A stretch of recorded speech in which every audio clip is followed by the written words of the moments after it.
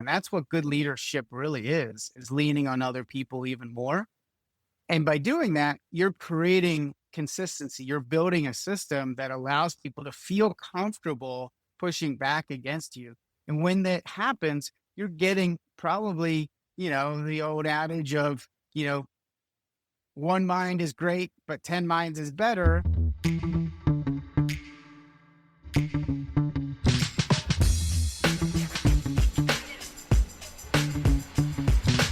Hello to you. It's Relationships at Work, the leadership podcast helping you build workplace connection, improve culture, and avoid blind spots. I'm the host of the show, Russel Lolacher. Thank you so much for joining me once again.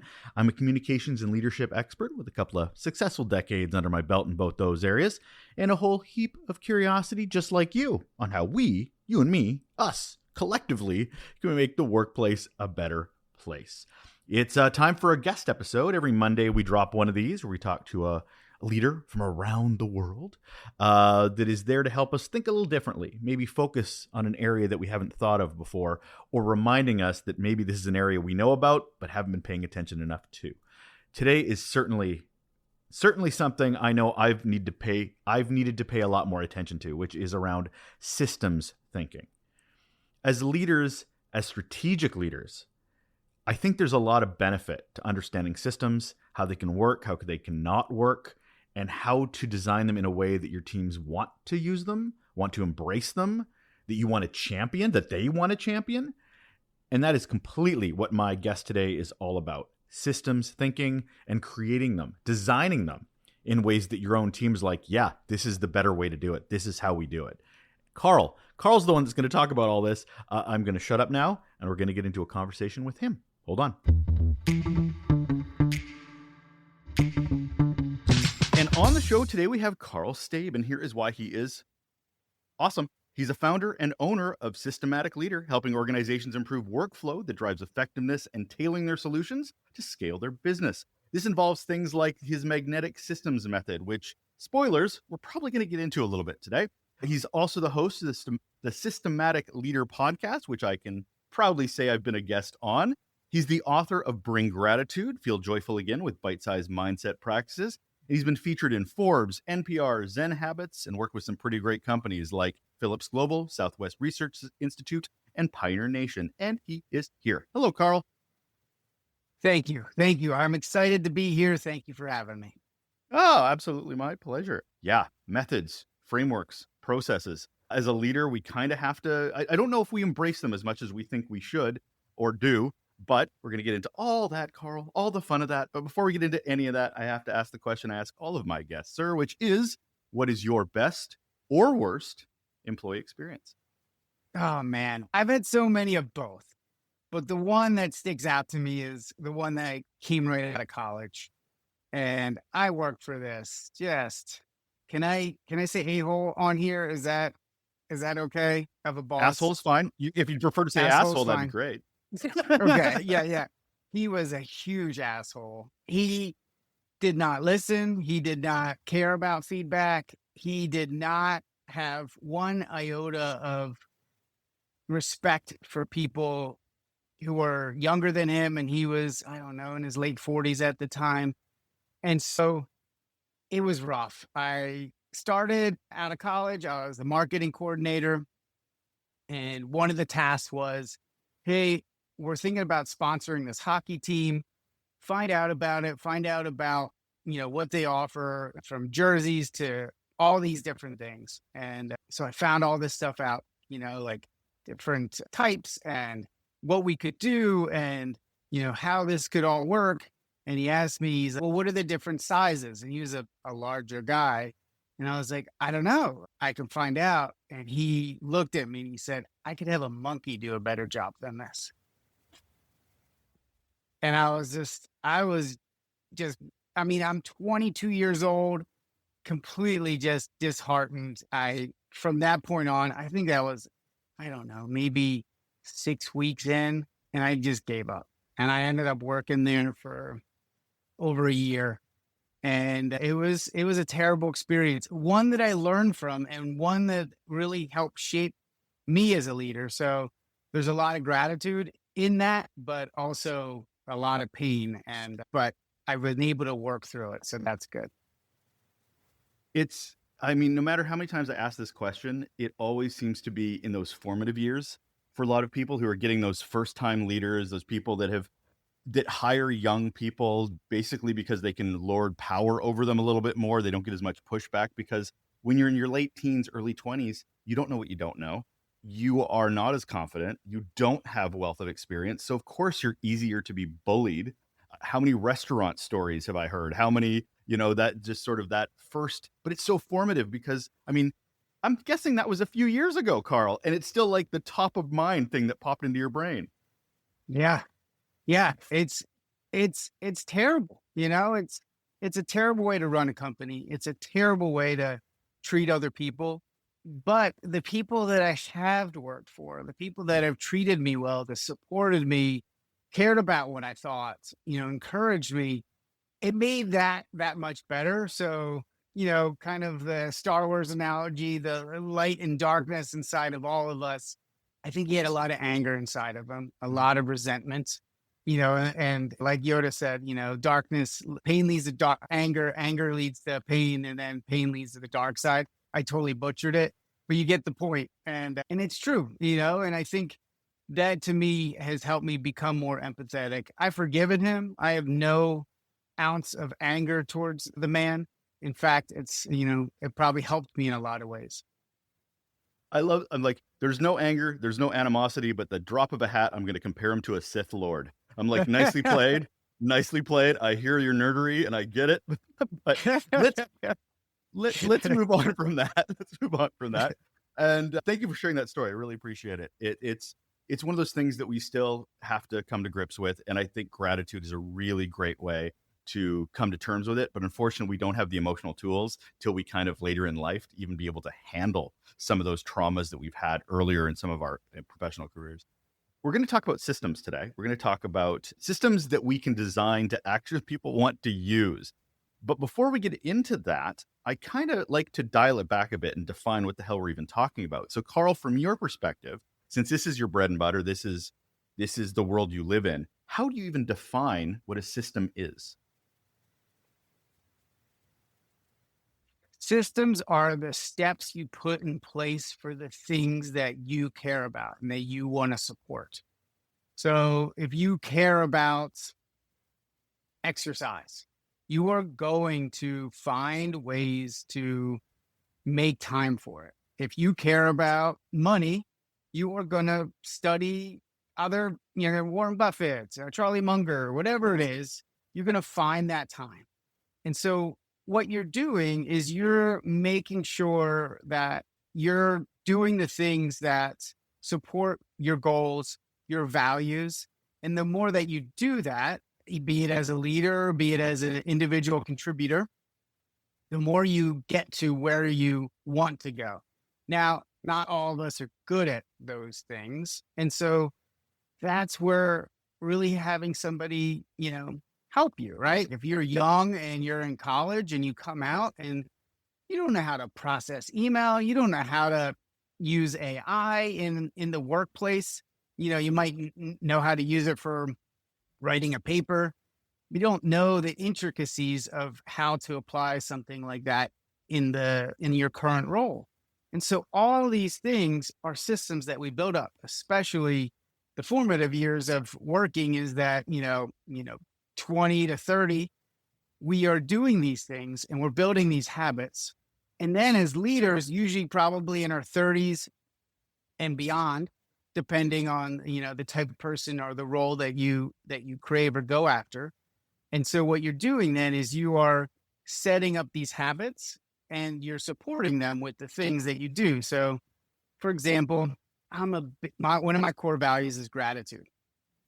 I truly believe if you show appreciation for others, they're going to understand, what matters to you and, how that work that they do is really important. And the more that you do that, the more that you show that, the more that they feed off of that. And the more that, you're showing them that you really appreciate the work that they do.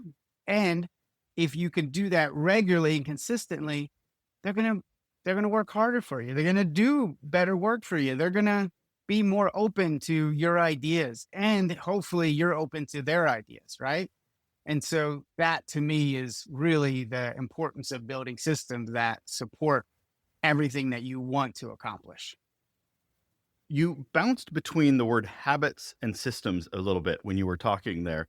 Are we talking about the same thing? Because I'm when I think a system or a framework, I'm thinking of a checklist, for lack of a better term, or a rule of thumb of things that we need to follow. But habits, I don't necessarily always look at it that way. How do you connect the two?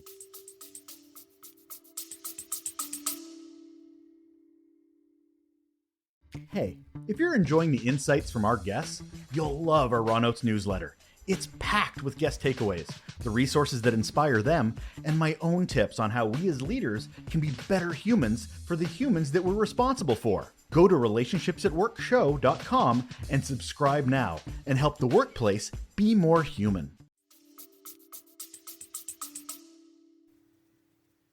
So the habits are the things that you have done repeatedly, the systems that you've put in place over time, and then it just becomes a regular thing that you do.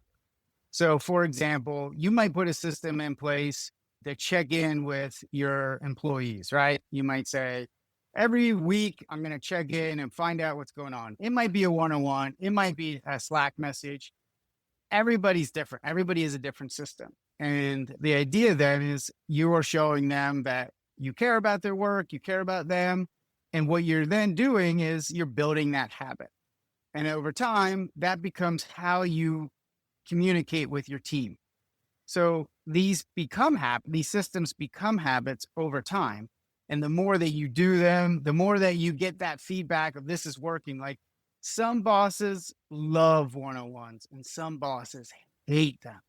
And it often is those early few years that they've put something in place, or maybe they had a boss, they did one-on-ones with them and it was awful. It was awkward. The guy didn't really listen. He just did it because he was supposed to do it. And so what ends up happening then is you have that memory. You then say, well, I'm not going to do it that way. I'm going to build my system this way. I'm going to build it so we don't have to sit there in this awkward conversation. I'm going to do it where it's async and we just send emails back and forth. Whatever it is, that's the system you built to build that habit. What are some of the bigger mistakes that us as leaders are making when we're trying to design a system going, you know what, I've got a new employee, I'm going to meet with them every Tuesday. What are we doing in our thought processes or our approaches when we're trying to get the teams obviously to buy into this, or even ourselves to buy into this? What are we doing wrong that makes them not adoptable? Ooh, great question. I think it comes down to values. So I have this framework, I like to call it vision. So the idea is, values, and then you have to be able to integrate those values into you got to identify those, identify where those things are falling apart so you can fix them, and then figure out how to support those areas. Then you got to iterate, right? Because if you have these things, you have this value, you're trying to create a system around it, it's not quite working, you need to improve it. And then you got to put it into operation. So this is that so many tiny habits, tiny experiments. A lot of people talk about these things, but as a leader, you've got to be able to try these things.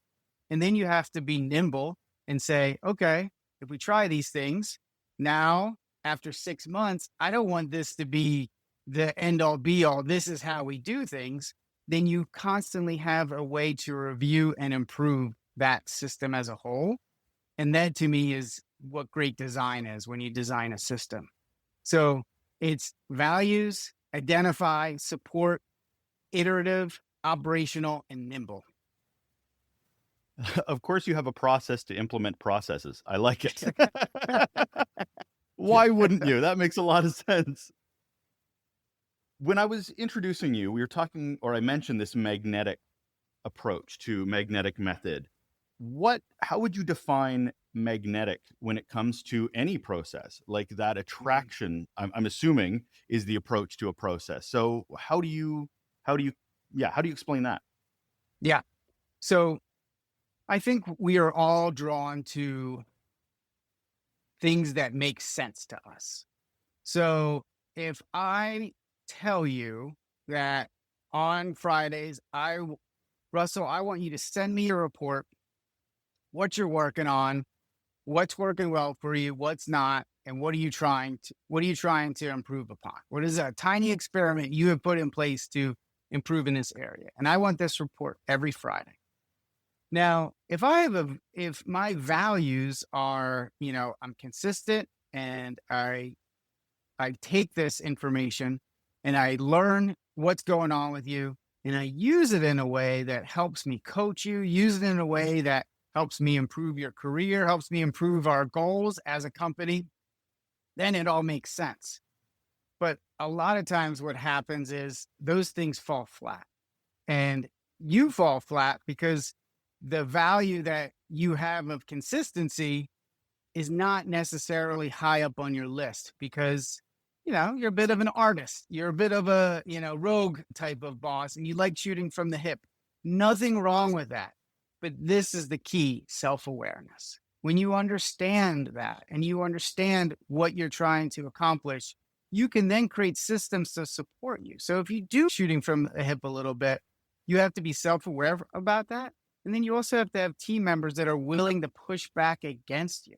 So you then have to create a culture of, wait, I'm going to try stuff. This is good because we're going to, do all these different little tiny experiments. And some of them are going to work really well. And when you're really upfront and honest about this with the people that you lead, it makes it so much easier for them to come back to you and say, Karl, what are you doing? Like, why do you want to try, pay a Mr. Beast $1 million? Our whole marketing budget is $1 million. That doesn't make any sense. Now, the concept might be good, but instead of Mr. Beast, you might have to go down a few rungs and you might pay somebody $50,000 to do what you want to do as a tiny experiment. So now that's only 1/20th of your marketing budget. And what that does then is that pushback allows them to say, wait, why are you trying to do this? And then you can have that dialogue, and then you're more likely to come to a consensus easier. Is that how you know maybe a framework or a method isn't working? Is it the pushback? Is it because I think curiosity is supposed to be a really good thing. Curiosity is very much a tenet of leadership, even when it's coming from those you're working with.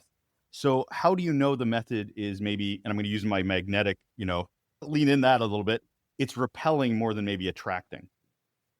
Ooh, yes. Okay. So I think back to your point of really creating a system that people are drawn to.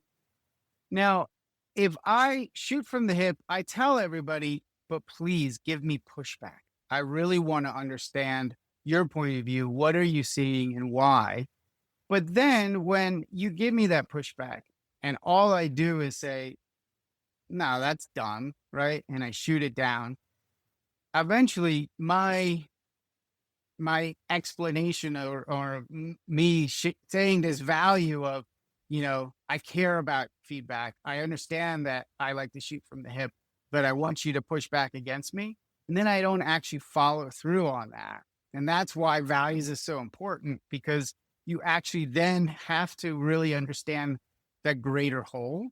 So then if that person says, okay, yes, I think this is a dumb idea. And you say, okay, I understand, but why? Talk to me. Let me understand where you're coming from.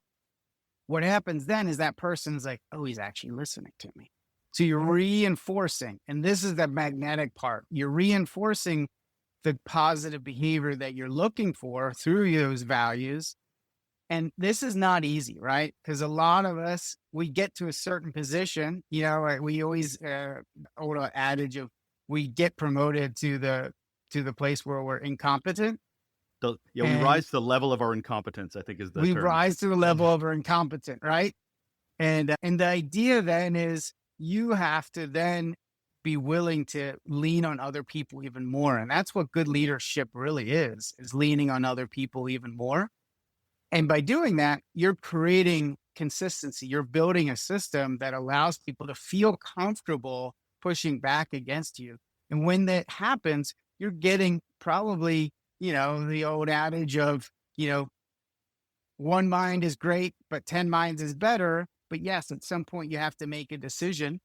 And so the idea is getting all this feedback, distilling it, really understanding the larger goal, and then acting on it. And that's the type of system that people are drawn to because there's consistency, there's clear outcomes, there's a clear message of how this will work. And they want to stay on board with that. Like I've worked with a client and he is all about money, and that's okay. But he doesn't include that in his core values. And so there's a disconnect between what he's saying he values and then what ends up happening.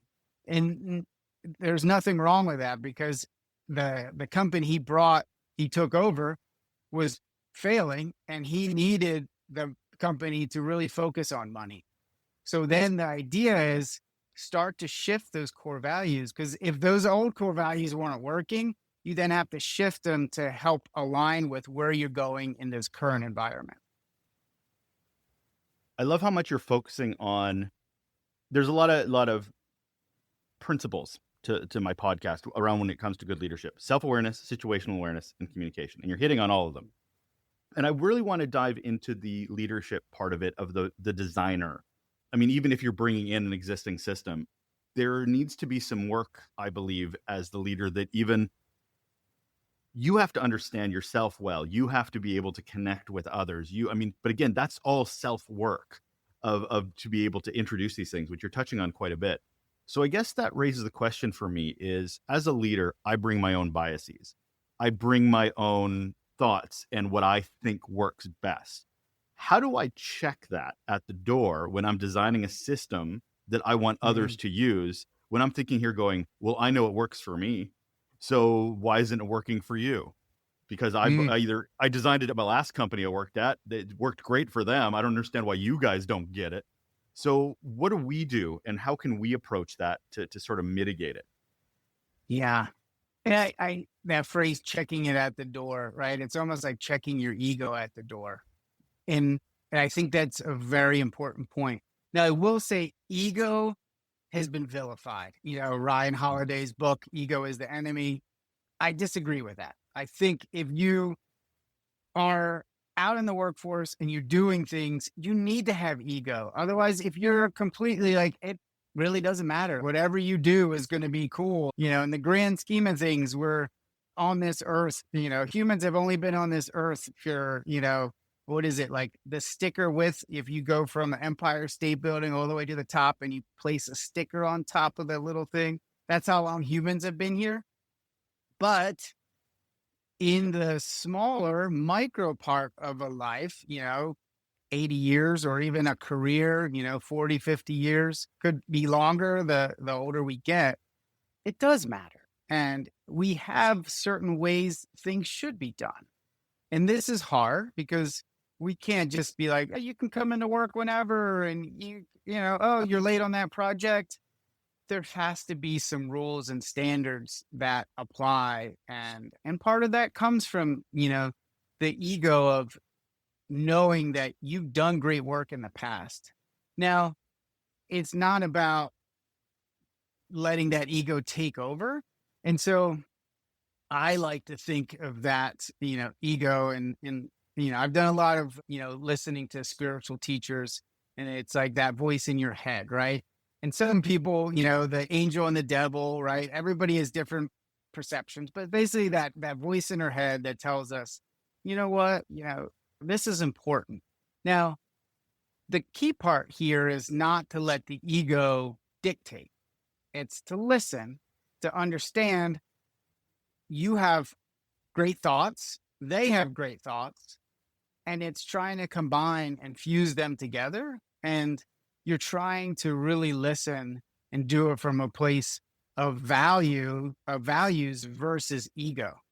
So like that example of the guy, one of my clients, he is all about the money, and that's important. As a business, you have to make money, right? So if you're like, hey, whatever, we lost a client, it does matter. And you then have to say, okay, this broke, and why did it break? And we need to be able to fix it. And this is the hard part, I think, for a lot of leaders is consequences.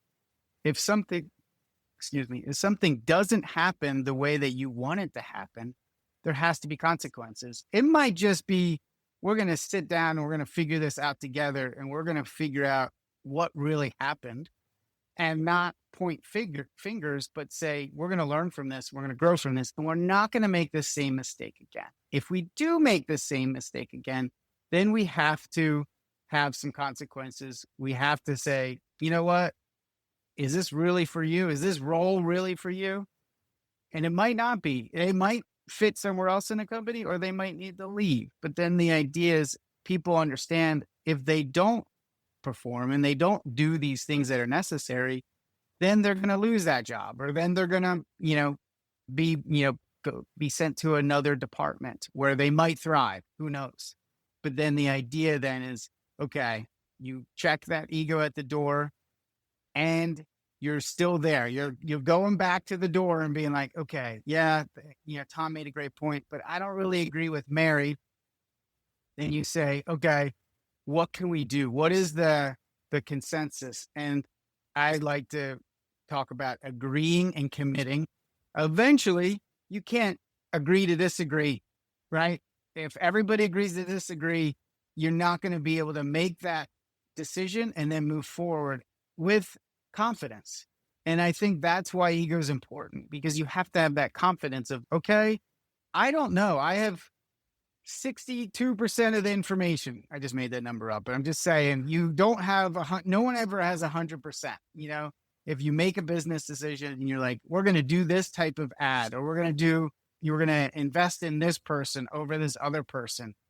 Don't know. I mean, hiring is basically a coin flip, like sometimes it works, sometimes it doesn't.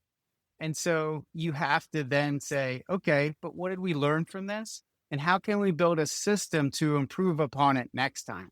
An onboarding system or a hiring system. At first, companies have no idea exactly what they're looking for, but as they become more consistent with the type of products they're delivering or the services they're delivering, it does get easier to hire people because you understand the culture better. Now you went from 5 people to 10 people, and you're starting to see what works well, what doesn't. And then you say, okay, we're looking for this type of person. But in that first 5 people, you're like, that looks good. Let's try this person, But over time, you then are asking better questions. And that's a system. When you ask better questions, you're improving that system to find somebody that fits better with your company. I hear you on, thanks for that. I hear you on the consequences piece, but I think what might need to be hammered home a bit more too, and I don't know if you agree with this or not, is the accountability piece. Because we could introduce a system all we like, and if it doesn't work for our team, as the leader, that's more on us than it is on them, right? We can be bringing in a system, but we need to tweak and adjust based on the diversity, based on the mindsets of our team to understand. So, because in the world of leadership, I think we prioritize responsibility and deliverables far more than actual leadership was at accountability, which comes from the consequences, right? To your point. But the buck stops with you as the leader, or you're not the leader and you're just pointing fingers at other people. Yep. So I want to, oh, sorry, go ahead. No, I agree with you, because I think accountability and consequences almost go hand in hand. Yeah. Accountability usually comes first, right? Because you're saying, hey, Tom, you didn't meet this goal. Okay. I want to understand what's going on. Am I not supporting you in the way that I could? And that's that being accountable internally for your own actions. And so I think, but this is the important part about systems, is not saying, okay, we're going to now start treating clients like this. This is the system. And I'm not saying when they onboard, you definitely need a system. But at some point, some of those systems aren't going to fit well for some people's personalities. And the key part is for them to be able to have the confidence and to be able to have the trust that they can improve the system for their own work style and allowing them to document it. And this is so important. And I wish more people did this in the workplace, allowing people to document the things that are working well and not, because then you can see what the person is doing. Sometimes they make as a system improvement that is so much superior to anything you've ever designed or created. And then you realize, oh, more people should be doing this. And not that you have to dictate everybody needs to do it this way, but you can then teach and becomes a culture of teaching and sharing versus competing against each other. I love the idea of, as a leader, that we're not just creating a system and going, okay, go figure it out, but we're actually sitting there watching, monitoring, taking into account, listening, so that we can be spending that time to tweak the system, almost like a research project, almost like we're out in the wild watching it, watching it as it grows, and we're gorillas in the mist kind of stuff, right? We're watching, we're watching and seeing how it works and how it doesn't work. Are there questions personally that we should be asking ourselves as leaders, sort of as check-ins when we're rolling out new systems, that we're like, I love the reflection piece, but I'm curious if there's more we could be doing. Yeah. So I'm a big fan of journaling. And like I said, what's working well and what's not is a very simple retrospective that I think more people should implement inside of a company. But you're right. It doesn't have to be just so kind of black and white.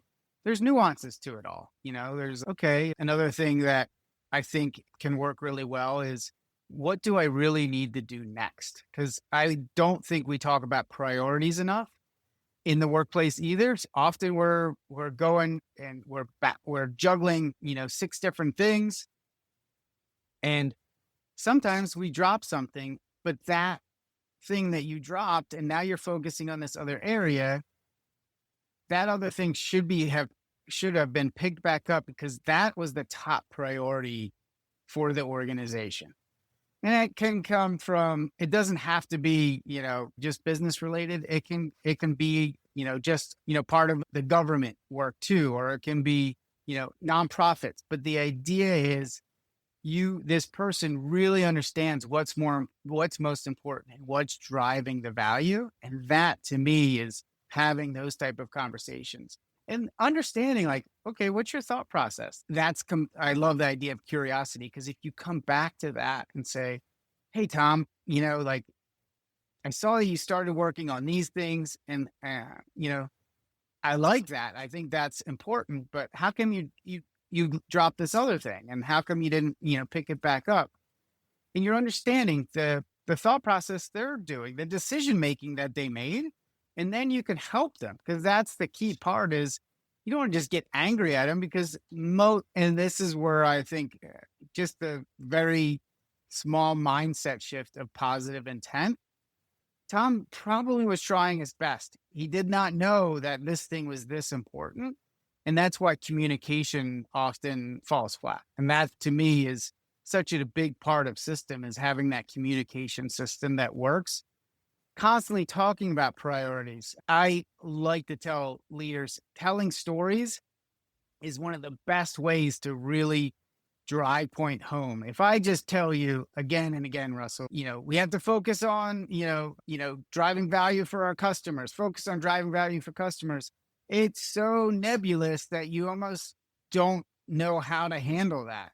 But if you say, hey, Jack recently did this great thing, like he went out of his way. We have this, client in, next county over. He went and he checked on the job site, and he looked at every single thing that was going on, and he realized there was a mistake. So he brought it to the attention of the client, and he was like, oh, thank you so much. No one has ever done anything like that, and that's the type of thing that if you tell that story, it's much more likely that you're going to get the other people being like, oh, like Tom went, oh, he did that? Okay. Like you're showing the values of what you care about through storytelling. And now they're more likely to try to do similar things.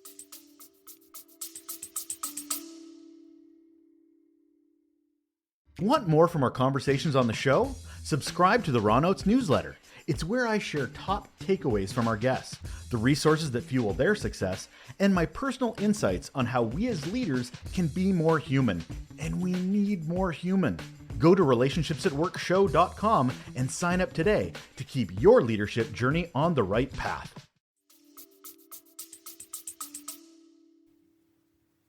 We're morphing a bit more into how we're engaging with teams, and I want to sort of stick on that a bit because we have to introduce these systems, these frameworks into what the groups that we're responsible for.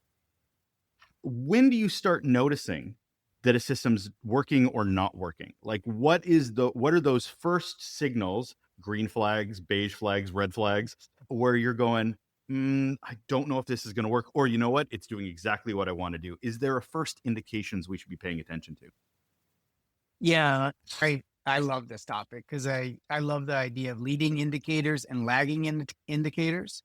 So leading indicators are all the things that you have control over, right? And so it's usually OKRs, I like, and KPIs. So KPI is, on the back end, like anything you can measure.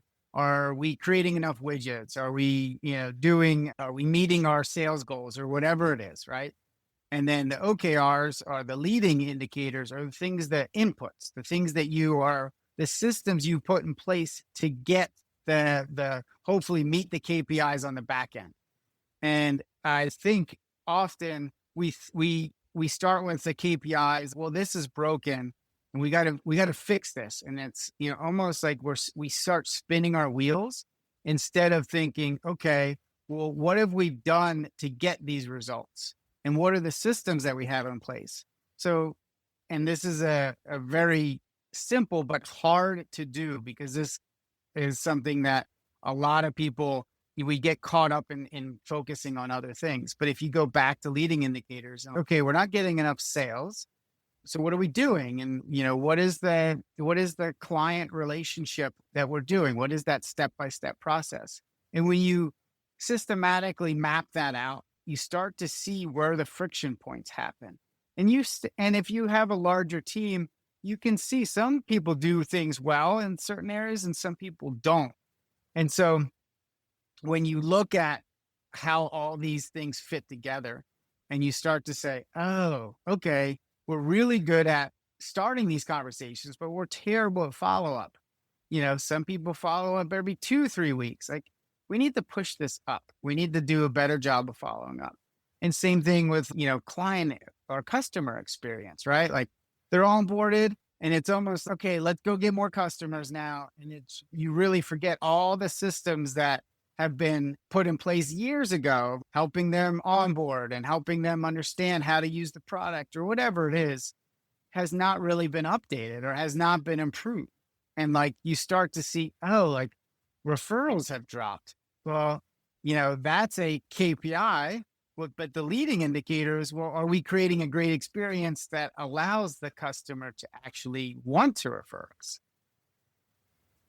It's so important not just to focus on the delivery. Delivery is important, absolutely, but it's the journey to the delivery that and sometimes gets lost because, and I often talk about it's people over process. Not to say the process is important, but there are people that are doing the thing that need to be prioritized or the thing isn't going to work. So I love that you're combining the two to both be important because one can't be a priority over the other because you still always need to deliver, but you also want a healthy organization of people that are sticking around, staying, encouraged to work, motivated. So I love that you're connecting the dots on that. But change happens and change seems to be happening all the time. And you create a system now that may not work through COVID, that may not work through AI or dramatic technical change. So how are you building, or how do you build resilience even within your team to be able to navigate a system through that? Oh, great question.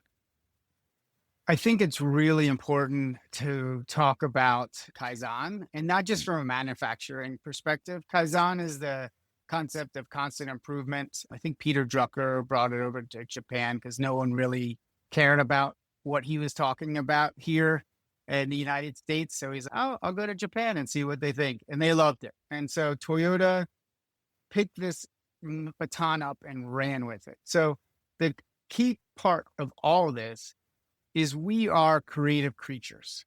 We need to be able to do things and then see things on the back end. We talk about leading indicators and lagging indicators.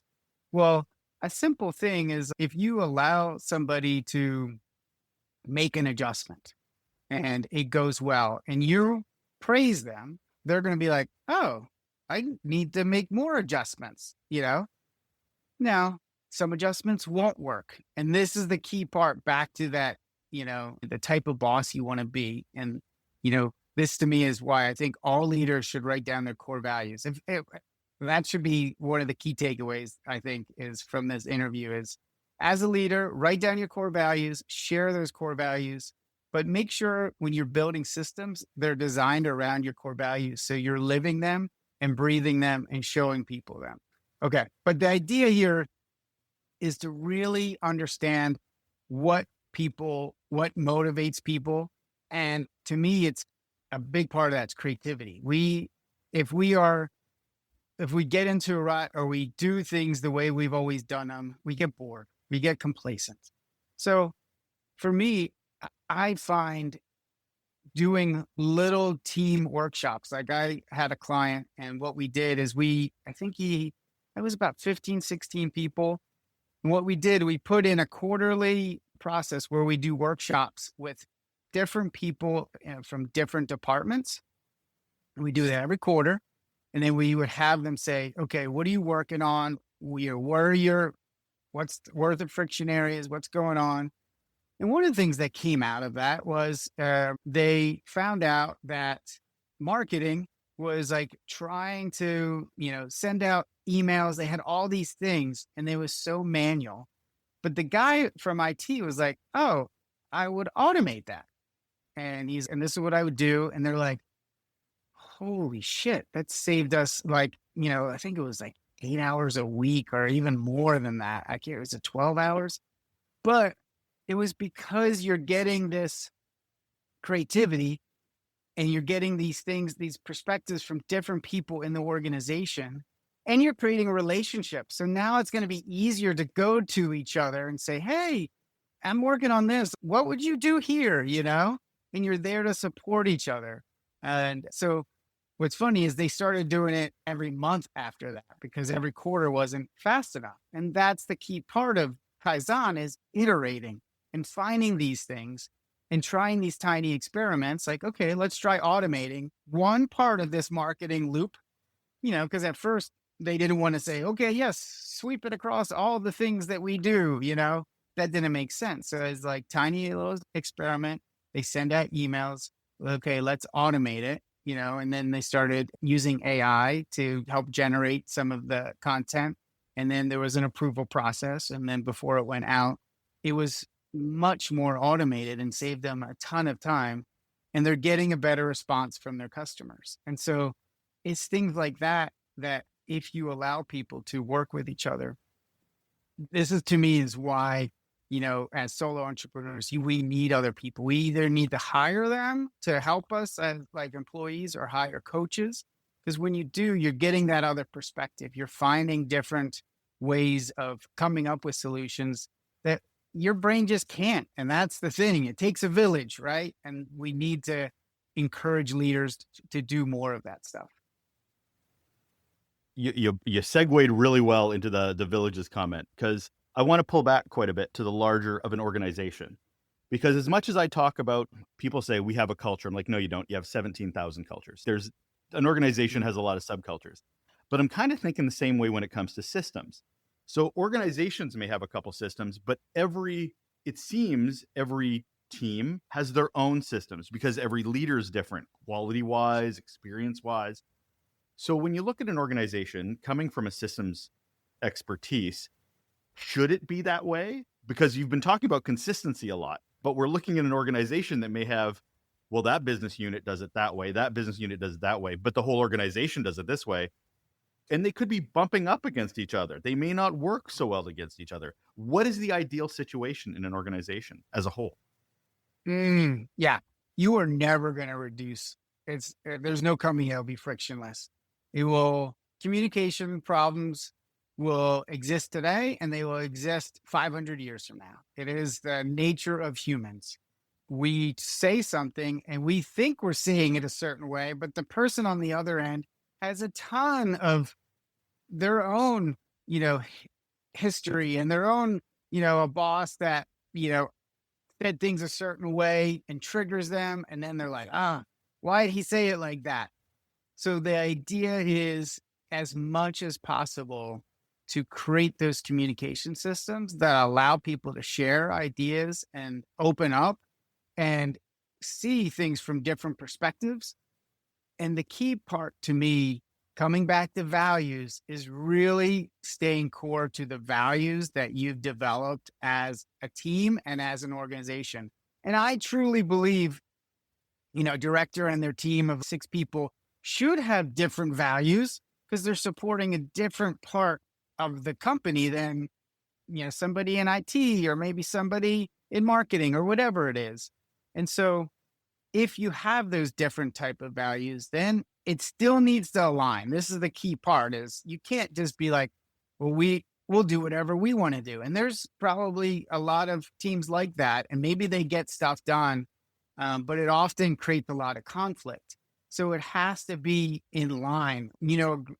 It's always a sports analogy, right? If you have a football team, but they're bought in and they believe in the mission and they believe in the head coach and they believe in each other, they're so much more likely to win, and they're so much more likely to accomplish what they want to accomplish because they're trying to work together to do it. And I think that's what it's about. It's not just what needs to be done this way. You need to figure out how to communicate the why behind what you're doing. So if I'm a director and I'm saying, this is the way we should do it, and this is why. Now, the other person on the other side, the other silo, the other, team that's maybe in IT might be like, okay, I hear you, but we can't spend this amount of money to upgrade the infrastructure to be able to do that. So, what else can we do? And so you're having this dialogue versus, that ego coming in and be like, well, we need to have it done this way. And that's very common, that, kind of a top-down approach. But if it's more collaborative, if it's true to your values, some people, they want that top-down approach. And, there's a lot of leaders out there that are very, very smart, very high functioning, and they get stuff done, but it's harder to get that stuff done consistently if there's just one person making all those decisions. So you have to be able to figure out how to collaborate together, build a system around that, and can do it consistently.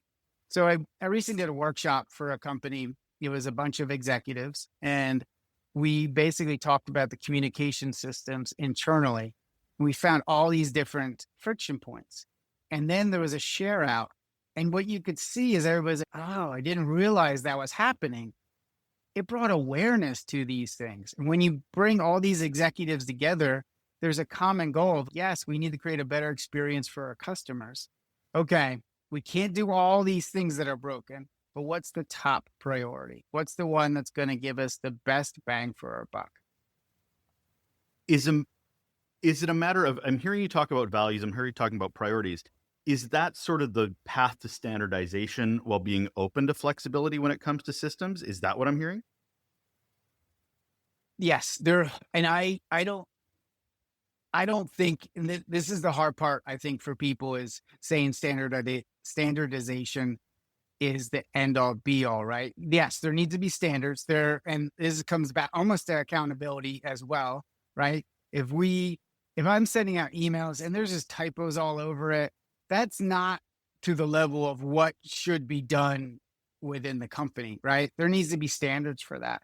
But if I'm sending emails that are very brief and they're filled with bullet points versus long paragraphs. And maybe most people write paragraphs inside the company, but my email is easier to digest. It's really understanding the greater goal that you're trying to accomplish and saying, if we get to point B, if we are able to do these things, make this sales quota, meet this deadline, whatever it is, if we do it and we do it in a way that works well, then we should celebrate that. And that's a key part of all this is celebrating the things that are working well, because then people are like, oh, that was done differently. We're celebrating that. As long as we meet these goals, which is, hey, one of our core values is excellence. And we believe if we're set a goal, we should be able to meet it. And so you can come back to that conversation with these people and say, okay, you have all these typos. Our core value is excellence. That's the standard that we expect. If you don't meet that standard, then we're going to have to figure something else out. Can you meet that standard? Now, the difference then is back to your point is you can't micromanage that the email needs to be in this template. It needs to be 3 paragraphs and then it gets too much. And so this is that flexibility and creativity of getting to point B and allowing people to do that in their way and allowing them to feel comfortable doing it that way. I like to wrap up conversations with a focus of next steps. So somebody listening is like, systems, I need systems, or I need to even reevaluate the systems I have right now. Because we already have a lot of systems that we may not even call systems, right? As to your point, we might call them habit. If I'm listening to this and I want to take that first step tomorrow to be better in system introduction, system design, what would be the first thing you would recommend people do? You've already talked about writing down the values and intention. I'm just curious if there is a step beyond that, starting tomorrow, first thing in the morning. Yeah. So I like asking people, where are they seeing the most friction in their operations? And usually it's many places, but the idea is then to really find out, okay, where are you seeing the most friction and what is that how's that driving value or not, or, eliminating value. And so what you do then is you map out that system. You basically create a journey map of that. So let's say referrals are going down, customer happiness is going down. So what you do is you map out, you draw a map, bubbles or however you want to do it, or sticky notes, and you look at each step of the process for that customer. And then you say, okay, where are we falling flat? And then this is the key part of all this is you can't fix the whole thing all at once. It's about tiny experiments. It's about picking one sliver of an area and saying, okay, this is where we're getting the most complaints. So what we're going to do a little workshop. We're going to come together as a team and we're going to find out how we can improve this area. What we're going to do is we're going to do a 90-day experiment. And this experiment will allow us to test the idea. And it depends on how effective. You can create a change on a website and probably get feedback within 2 weeks, right? Or less than that, depending on the traffic that you have. But the idea is to look at that customer experience, find that sliver. And also, and this comes back to values, are we doing this aligned with our values? Because if not, if we're like, it's about kindness and all we're doing is we're then trying to drive more sales and we're just pushing customers to refer us, well, that's not kindness. That's just us trying to get our bottom line up. So what's a better way to do this? So we're doing it in a way that's staying true to our organization's values versus, okay, we have this goal, we need to accomplish this goal, and we'll do whatever it costs to make that. That's when everything, for me, starts falling apart. If you're building systems in that way. But that comes back to, I'll reiterate, find that little thing, map it all out, find that little thing and create a tiny experiment over 1 month, 90 days, whatever it is. So you have that chance to get that feedback and then iterate from there. That is Karl Staib. He's the founder and owner of Systematic Leader, which is a consultancy itself, but also a podcast you should actually check out. He is the founder of the Magnetic Systems Method. I have to put a "the" in front of it. Gives it some weight. He's also the author of Bring Gratitude, Feel Joyful Again with Bite-Sized Mindset Practices. Thank you so much for being here, Karl. Oh, thank you. I had a blast. And we're done. Another episode of Relationships at Work, the leadership podcast, helping you build workplace connection, improve culture, and avoid blind spots. I'm Russell. Huge thanks to Karl for joining us.